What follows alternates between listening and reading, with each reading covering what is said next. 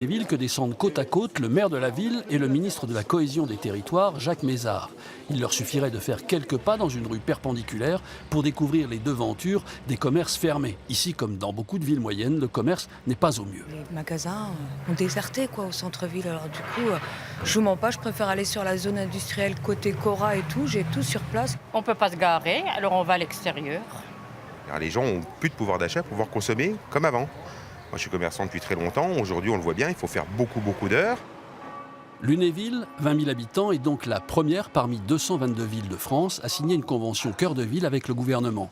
16 projets seront développés pour un montant de 25 millions d'euros. Il faut déjà réaméliorer la qualité du logement. Les cœurs de ville, souvent, c'est le refuge des gens en difficulté sociale.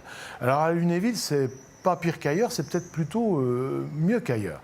Mais c'est dommage d'avoir un patrimoine de très grande qualité et de ne pas le réhabiliter dans sa beauté parce que ça coûte très cher à faire. Parmi les projets, en plus de l'amélioration du logement, la construction d'un cinéma de 500 places pour 9 millions d'euros, la modernisation du secteur de la gare ou une étude sur l'avenir du château de Lunéville. Il n'y a pas de projets qui sont forcément exclus d'une opération comme celle-là. Il n'y a pas eu de plan ville moyenne en France depuis les années 70. Il était nécessaire aussi de donner un signal aux habitants de ces villes moyennes qui correspondent à plus de 20% de la population française, qu'on ne les oublie pas.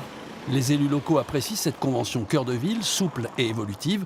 Lunéville a encore 18 mois pour y inclure d'autres projets.